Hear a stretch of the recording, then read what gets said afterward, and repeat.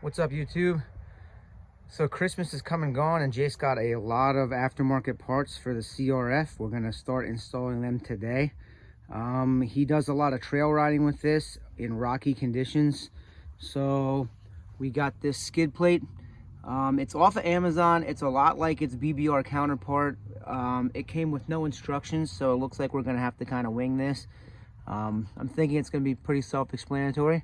So that is going to be the first upgrade of the bike. We got some Pro Taper bars, because these are fake Pro Taper bars, to go on yet. We have some new number stickers to go on the front and side panels.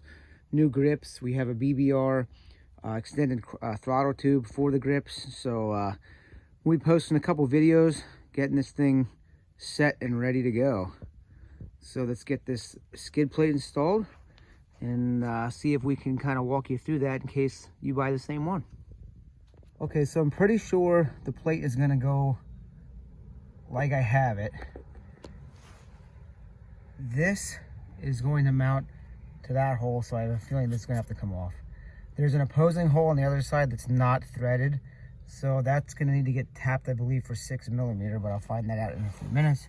And then these spacers here, I believe, are gonna sit on here, and there's bolts that will take the place of these bolts right here for the pegs. So I'm going to start trying to assemble it that way, unless something proves to be different. Okay, like I thought, this hole right here is going to need to be drilled and tapped for 6mm. So it's going to be a 5mm bit and then an M6 tap. I already looked underneath. There's nothing under here, so we should be able to drill this aluminum out carefully all the way through.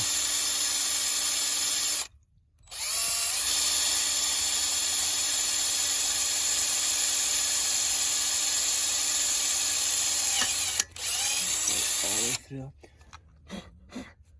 for that. Now we're gonna tap it and use the supplied Allen bolt to put the bracket on. So we'll check back in a couple minutes.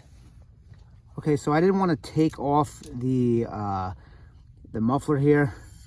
So what I did was I kind of just filed the tip of my tap down so it would fit in this 6mm hex here.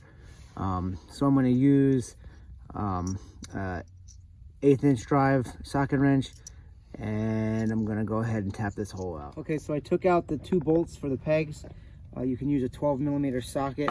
It looks like these 2 supplied spacers are gonna go in here. I don't know if the tapered end goes. I'm gonna put the tapered end up, I believe, to avoid that piece there. So hopefully this will just set in here, and these will thread up into here.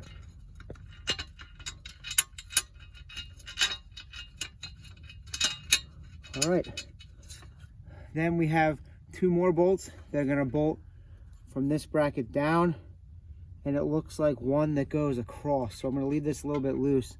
The cross one's gonna go through here, I guess, just for like extra support. So let me get these started and we'll check back when we get to that. Okay, so everything went together okay. You kind of got to piece it together.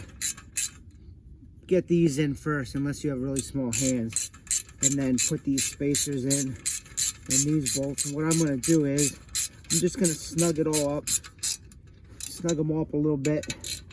That way I can manipulate it or move it around if I have to.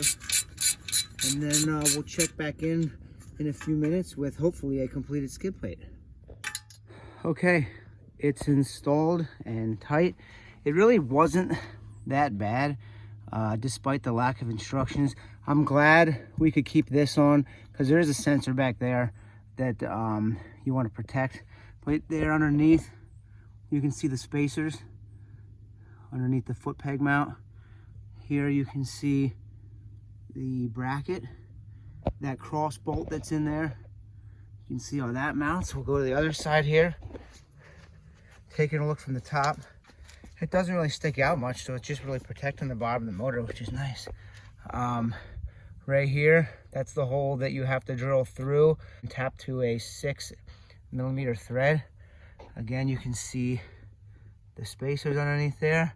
You can see the bracket, how that's oriented. You can still have access to the oil drain bolt, so that's good. For an Amazon find, I think it was like 85 bucks. Definitely, I think worth it. I didn't measure it. It looks to be like 6mm aluminum plate. Better quality than I have seen.